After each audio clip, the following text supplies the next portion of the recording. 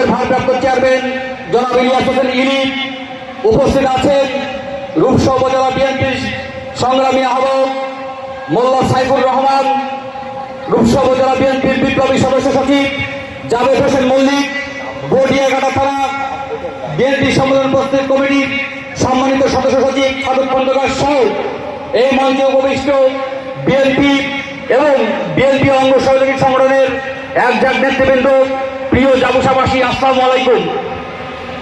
সংগ্রামী বন্ধুরা, একজন আবু হোসেন বাবু ভাই যার রাজনৈতিক উত্থান হয়েছিল বেলফুলিয়া কলেজ ছাত্র সংসদ থেকে, তিনি বেলফুলিয়া কলেজ ছাত্র সংসদের ভিপি ছিলেন। সেখান থেকে তিনি খুলনা জেলা ছাত্র দলের সভাপতি, খুলনা কেন্দ্রীয় ছাত্র দলের সদস্য, খুলনা জেলা বিএনপির যুগ্ম সম্পাদক, খুলনা জেলা বিএনপির সিনিয়র যুগ্ম আহ্বায়ক এবং সর্বশেষ খুলনা জেলা বিএনপির সদস্য সচিব হিসেবে মনোনীত হন। রাজনীতি বাড়ে তার অদম্য শক্তি কিন্তু তার কাঙ্ক্ষিত লক্ষ্যে পৌঁছে যেতে সাহায্য করেছে। একজন আবু হোসেন বাবু ভাই যার কিনা রয়েছে জাতীয়তাবাদী দলের পিছনে অপরিসীম অবদান, একজন আবু হোসেন বাবু ভাই যার কিনা খুলনা জেলার 9 থানায় প্রতিটি আলাদা কালাতে বিচরণ রয়েছে। সকাল থেকে রাত অবধি রাজনৈতিক মাঠে কিন্তু তিনি বিচরণ করে বেরিয়েছেন। একজন আবু হোসেন বাবু ভাই বিগত 17 বছর এই স্বৈরাচারের বিরুদ্ধে সম্মুখ সারিতে থেকে যুদ্ধ করেছেন, আমাদেরকে নেতৃত্ব দিয়েছেন।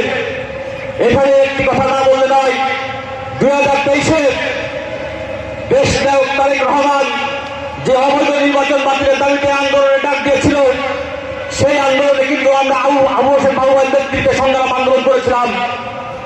আমরা রাত্রে জুম মিটিং করতাম, সকাল হলে কিন্তু পুলিশের বাধা উপেক্ষা করে মিছিল করেছি, সন্ধ্যার সময় কিন্তু মশাল মিছিল করেছি। ওই বিভীষিকাময় দিনগুলো কিন্তু অতটা সহজ ছিল না যতটা আপনারা এখন মনে করেন। আবু হোসেন বাবু ভাইয়ের কথা সংক্ষিপ্ত সময় আসলে বলে শেষ করবার মতো নয়। এখানে আমাদের প্রধান অতিথি উপস্থিত হয়ে গেছেন ইতিমধ্যেই। প্রিয় বন্ধুরা, গত কিছুদিন আগে ব্রেন স্ট্রোকজনিত কারণে আবু হোসেন বাবু ভাই অসুস্থ হয়ে পড়ে ঢাকার স্কয়ার হাসপাতালে ভর্তি হন। সেখানে তার একটি সফল অপারেশন করা হয়। কিছুটা সুস্থতা বোধ করলে তাকে উন্নত চিকিৎসার জন্য থাইল্যান্ডে নিয়ে যাওয়া হয়।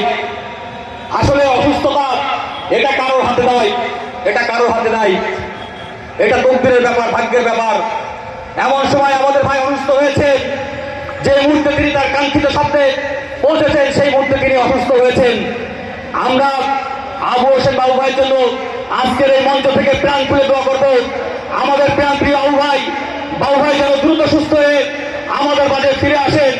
আমরা যেন তার জ্বালাবাহী বক্তব্য আবার শুনতে পারি, আমরা যেন বাবু ভাইয়ের নেতৃত্বে আগামী রাজপথ আবার প্রকম্পিত করতে পারি। সবাই ভালো থাকবেন, সুস্থ থাকবেন। ধন্যবাদ। বাংলাদেশ জিন্দাবাদ। ধন্যবাদ।